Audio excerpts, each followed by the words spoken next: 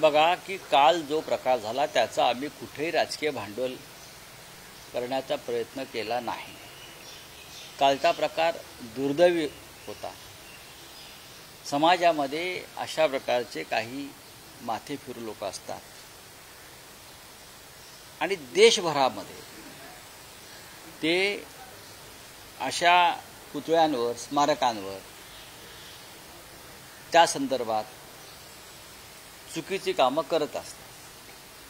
शिवसैनिकांनी काल मासाहेबांच्या पुतळ्याचं शुद्धीकरण केलं, तो पुतळा स्वच्छ केला आणि मला असं वाटतं की पोलिसांनी त्या संदर्भात तपास करून एका व्यक्तीला अटक केलेली आहे। हे असे माथे फिरू समाजामध्ये असतात, ते कोणताही राग कुठेही काढतात। मग कधी डॉक्टर बाबासाहेब आंबेडकर असतात, कधी महात्मा फुले असतात, कधी मासाहेब मीनाताई ठाकरे असतात। याचं राजकीय भांडवल न करता अशा माथे फिरूंवरती उपचार करणं गरजेचं आहे। एकनाथ शिंदेंच्यावर हायकोर्टानं नाराजी व्यक्त केली आहे। इमारती पाडण्याच्या मनपाच्या नोटिसा कुठल्या अधिकाऱ्यांनी थांबवल्या असं हायकोर्टानं विचारलेलं आहे। बघा, हायकोर्टानं विचारलं वगैरे त्याच्यावरती तर मी काय पडत नाही। याच्यावरती जर एकनाथ शिंदे यांनी काही बेकायदेशीर कामं केली असतील, मुळातच ते स्वतःच बेकायदेशीर आहेत। सध्याच्या सरकारमधलं त्यांचं अस्तित्व, त्यांचं मुख्यमंत्रीपद, त्यांचं उपमुख्यमंत्रीपद, त्यांचा पक्ष, त्यांचा चिन्ह हे त्यांच्याकडे बेकायदेशीरच आहे। अशी बेकायदेशीर व्यक्ती कोणतं कायदेशीर काम करेल याची अपेक्षा महाराष्ट्रानं ठेवू नये। याला जबाबदार नरेंद्र मोदी, अमित शाह आणि देवेंद्र फडणवीस आहे। अशा बेकायदेशीर व्यक्तीला मांडीवर घेऊन बसले आहेत मिस्टर अमित शहा, देवेंद्र फडणवीस। त्यांनी कारवाई केली पाहिजे अशा बेकायदेशीर कृत्याबद्दल। कोर्टाला का सांगावं लागतंय? आणि आणि आणि आणि कोर्टाचं ऐकतंय का सरकार? हे कोर्ट त्यांच्या खिशात आहे। कोर्टानं आदेश द्यावेत त्यांना कारवाईचे या अशा बेकायदेशीर आदेश देणाऱ्या नगरविकास मंत्र्यांवर। नगरविकास खातं हे पैसे खाण्याचं सगळ्यात मोठं कुरण झालेलं आहे। मिस्टर शिंदे यांना जी आर्थिक सूज आलेली आहे ती नगरविकास खात्यामुळे आलेली आहे। हे काय हायकोर्टाला माहीत नाही? हे काय देवेंद्रजी फडणवीस यांना माहीत नाही? करावी ना कारवाई। हिंमत असेल तर कारवाई करा, नुसती निरीक्षणं नोंदवू नका। 2 दिवसापूर्वी म्हणजे परवा भाजपचा विजय निर्धार मेळावा झाला। देवेंद्र फडणवीसांनी खास करून ठाकरेंच्या शिवसेनेवर टीका केली। त्यांचं असं म्हणणं आहे की भाजपचाच महापौर इथे बसणार। आम्ही 2 आकड्यांनी मागे पडलो होतो, मात्र आकडे कमी झाल्यानंतर कसं आम्हाला जिंकायचं माहिती आहे। बघा, देवेंद्र फडणवीस किंवा त्यांचे मुंबईचे अध्यक्ष बरंच काही बोलत होते। मुंबईचे अध्यक्ष त्यांचे असंही बोलले की शिवसेनेला इथे महापौरपदी एखादा खान बसवायचा आहे। बरोबर आहे, खान बसवायचा आहे। अब्दुल कलाम यांना राष्ट्रपती कोणी केलं? आरिफ मोहम्मद खान यांना बिहारचं राज्यपाल कोणी केलं? कोणी केलं? अशी अनेक उदाहरणे मला देता येतील। आम्ही या देशाच्या राजकीय आणि सामाजिक जडणघडणीमध्ये, स्वातंत्र्य लढ्यामध्ये भारतीय जनता पक्ष नव्हता किंवा राष्ट्रीय स्वयंसेवक संघ नव्हता, पण मोठ्या प्रमाणामध्ये या देशामध्ये मुस्लिम समाज देशाच्या स्वातंत्र्य लढ्यामध्ये, सामाजिक चळवळीमध्ये होता। त्यांनी जरा हमीद दलवाईंविषयी अभ्यास करावा। फडणवीसांनी हमीद दलवाई, युसुफ मेहर अली, अरुणा असफ अली, अशफाकुल्ला खां, सिकंदर बख्त हे भाजपचे सगळ्यात मोठे नेते होते। देवेंद्र फडणवीस यांचा अभ्यास कच्चा आहे। त्यांना इतिहास आणि सामाजिक ज्ञान अजिबात नाही। हे नरेंद्र मोदी यांनी चिटकवलेले महाराष्ट्रात मुख्यमंत्री आहेत, त्याच्यामुळे त्यांना इतिहासच माहीत नाही। आणि आणि आणि आणि आणि जर त्यांना खानांचा एवढा तिटकार असेल तर देवेंद्र फडणवीस आणि त्यांच्या लोकांनी हसन मुश्रीफ यांना मंत्रिमंडळातून दूर करावं। मुंबईचा महापौर हा मराठी होईल आणि तो शिवसेनेचाच होईल। देवेंद्र फडणवीस यांना ठाकरे ब्रँडची फार चिंता आहे।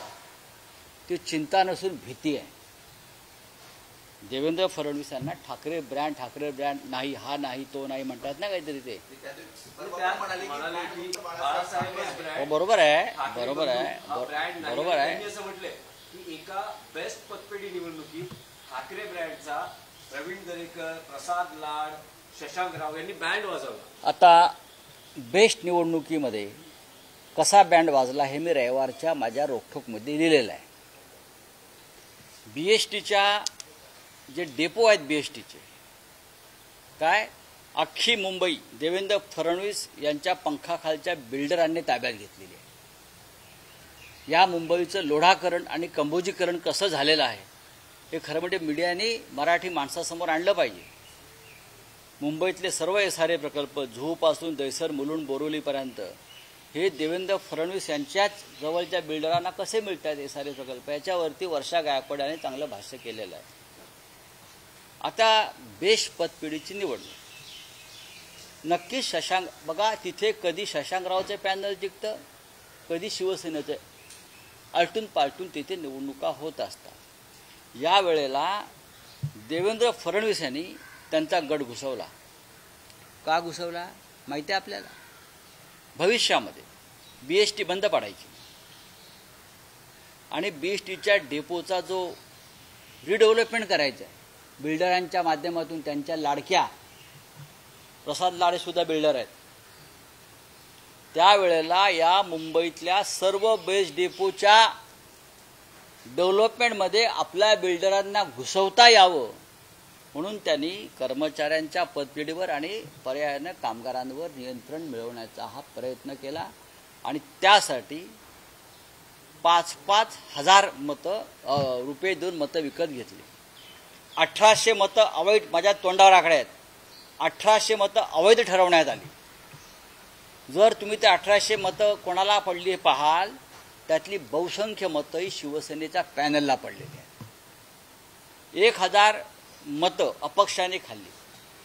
हे अपक्ष सुद्धा यांच्याच पैशांवरती उभे करण्यात आले. एकच फक्त मराठी माणसाची भूमिका मांडणाऱ्या शिवसेनेच्या संघटनेचा पराभव व्हावा आणि मुंबईतले बस डेपो भविष्यामध्ये हे आमच्या घशात आमच्या बिल्डरांना गिळता यावेत, यासाठीच भारतीय जनता पक्ष आणि त्यांची बिल्डर लॉबी ही बेस्ट पतपेढीच्या निवडणुकीमध्ये उतरली. हे देवेंद्र फडणवीस यांना पक्क माहिती आहे. त्यांनी डेपोचं वाटप केलेलं आहे. कोणता डेपो कोणी डेव्हलप करायचा, त्यांना BST बंद पाडायची आहे. आमच्या शिवसेनेच्या नादाला लागू नका. तुमची सगळी अंडी पिल्ली आमच्याकडे आहेत. मिस्टर फडणवीस, तुम्ही आम्हाला काय सांगताय? हे छोटे मोठे बिल्डर चिल्लर पिल्लर घेऊन तुम्ही राज्य करताय आणि मुंबई अमराठी बिल्डरांना विकली आहे तुम्ही, आणि म्हणून तुम्हाला हा ठाकरे ब्रँड नको आहे. कळलं? थांबा. एक महत्वाचा विषय आहे. मध्यंतरी मराठा आरक्षणानंतर ज्या पद्धतीनं देवेंद्र फडणवीसांचं कॅम्पेन झालं लोकप्रियतेचं, तसंच एक कॅम्पेन आपल्याला काल महाराष्ट्र आणि महाराष्ट्राच्या बाहेर वृत्तपत्राच्या जाहिराती असतील, होर्डिंग्ज असतील, एकनाथ शिंदेंनी सगळ्या पेपर्सना, वृत्तपत्र मुखपत्र सामना वगळता सगळ्या पेपर्सना फ्रंट पेज जाहिराती दिलेल्या आहेत, होर्डिंग्ज दिलेल्या आहेत. एकूण एका प्रकारचं शीतयुद्ध दिसतंय आपल्याला फडणवीस आणि शिंदेमध्ये. ब्रँड ते तर कोणाचा हा, हे काय ब्रँड आहेत? हे ब्रँड नाहीच आहेत ना. मी मागे बोललो, ह्या ब्रँडीच्या बाटल्या आहेत छोट्या छोट्या. त्या ब्रँडीच्या बाटल्यांना नशा सुद्धा नाही आहे. बरं, ब्रँडी औषध म्हणून घ्यायचे, यांची ब्रँडी म्हणजे विष आहे महाराष्ट्रासाठी. ठाकरे हाच ब्रँड आहे. आणि तुम्ही म्हणाल जाहिरातीचं, हा काळा पैसा, ह्याची चौकशी व्हायला पाहिजे. देवेंद्र फडणवीस यांच्या कॅम्पेनवर आधी मी आकडा दिला होता 50 ते 55 कोटी रुपये खर्च झाले, पण आता जे नवीन आकडे आलेले आहेत त्याच्यामध्ये 150 ते 250 कोटी रुपये खर्च झाले ही जाहिरातबाजी आणि फोटोबाजी करण्यासाठी.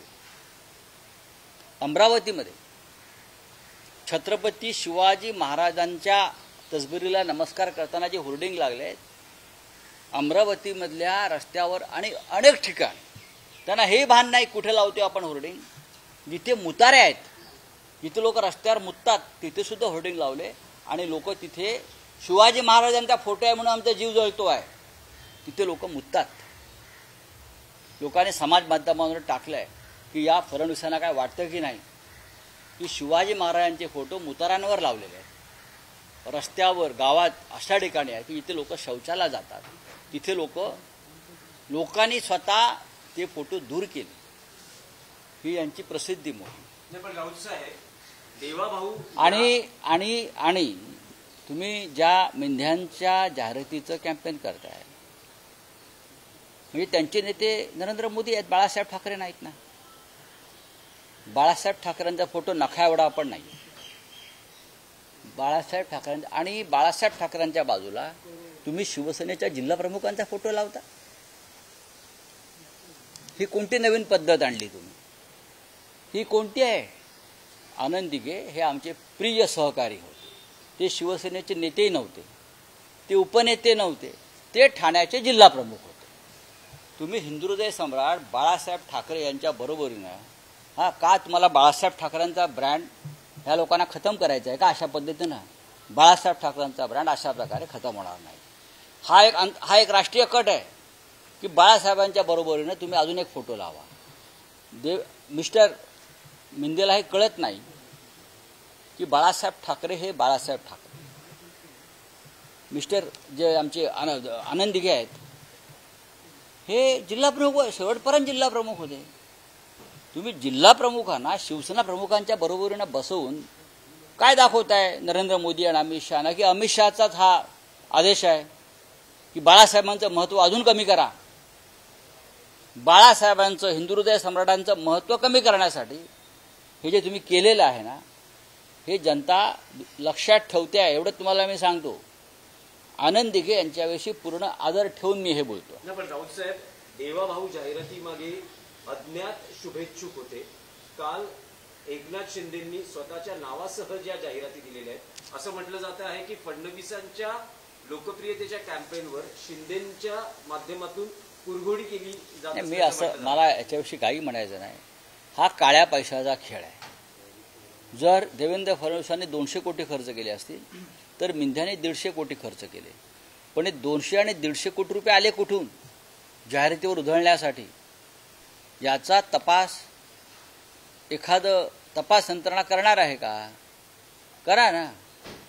शरद पवारांना आता प्रश्न विचारला की महाविकास आघाडी स्थानिक स्वराज्य संस्थांच्या निवडणुकांसंदर्भात काय भूमिका आहे? त्यांचं म्हणणं जर दोन भाऊ एकत्रित असतील तर आम्ही सकारात्मक आहोत, मात्र ज्या ठिकाणी महाविकास आघाडी लढायची त्या ठिकाणी महाविकास आघाडी आणि ज्या ठिकाणी आम्ही स्वबळावर लढायचं त्या ठिकाणी आम्ही स्वबळावर. नक्कीच. एक त्यांचं असं विधान आहे की मुंबईत जर दोन भाऊ एकत्र लढले तर त्यांची ताकद वाढेल. सगळीकडेच महाविकास आघाडी एकत्र नसेल असं. मुंबईत जर दोन भाऊ एकत्र लढले तर त्यांची ताकद वाढेल. स्थानिक स्वराज्य संस्था या अनेकदा स्थानिक मुद्द्यावर, स्थानिक आघाड्यांवर आणि स्थानिक कार्यकर्त्यांच्या भूमिकांवर ठरत असतात. विधानसभा, लोकसभा यासाठी इंडिया ब्लॉक आणि महाविकास आघाडी झाली. आता महापालिका आणि जिल्हा स्तरावरती अशा आघाड्या निर्माण होऊ शकतात. आणखी एक विधान आहे. शरद पवार आज असं म्हणाले, नरेंद्र मोदींचा काल 75वा वाढदिवस झाला, त्या पार्श्वभूमीवर असं म्हणाले की स्वतः पवारांच्या वाढदिवसाला 75व्या वाढदिवसाला मोदी हजर राहिले होते. 75 वर्षानंतरही मी काम करत राहिलो तर मी कसं सांगणार की मोदींनी काम करणं थांबवावं, हे एक. आणि त्याच बाजूला RSSचं असं विधान आहे काही नेत्यांचं की मोदींनी स्वतःच जे 75 बाबतीतलं वक्तव्य होतं ते आता स्वतः विसरलेलं. मी भारतीय जनता पक्ष आणि संघाच्या विधानाला महत्त्व देतो. नियम पक्षामध्ये कोणी केलेला आहे? त्यांच्या स्वतः नरेंद्र मोदींनी केलेला आहे. मग तो मी सोडून सगळ्यांनी पाळावा हा अट्टास का? लालकृष्ण अडवाणी असतील, मुरली मनोहर जोशी असतील, या सगळ्यांना आपण यासाठी दूर केलं कारण ते आपल्या उच्च पदाच्या स्पर्धेमध्ये होते, म्हणून तुम्ही हा नियम केला. आता आपण 75 वर्षाचे झालेला आहात तर तुमच्या नियमाचं तुम्ही पालन केलं पाहिजे. केदारनाथच्या गुफेत जर तुम्ही जाऊन ध्यान धारणा तपस्या केली तर कदाचित त्यातून या देशाला नवा अवतारी पुरुष प्राप्त होईल. काही लोकांनी काल त्यांचा अवतारी पुरुष म्हणून उल्लेख केला आहे. अवतारी पुरुष रडत नाही, आणि अवतारी पुरुष खोटं बोलत नाही आणि अवतारी पुरुष भंपकपणा करत नाही. बोले हिंदी में क्या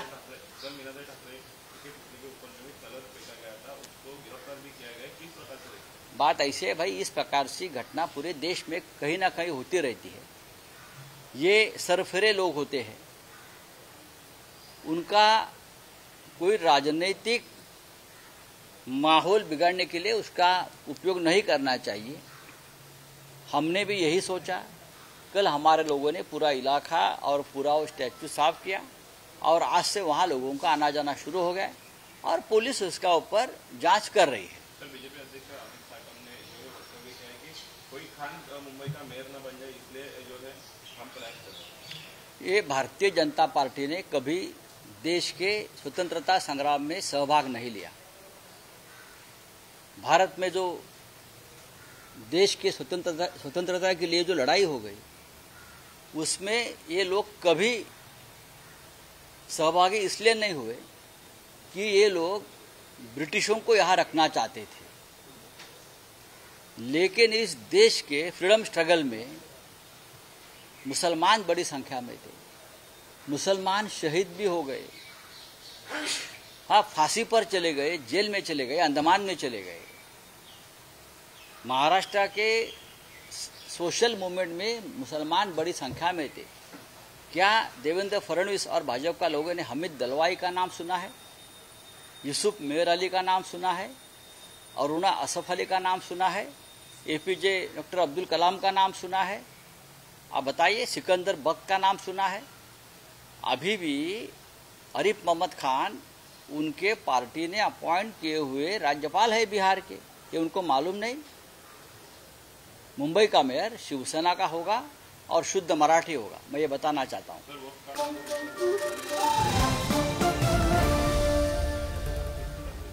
नहीं होने दो.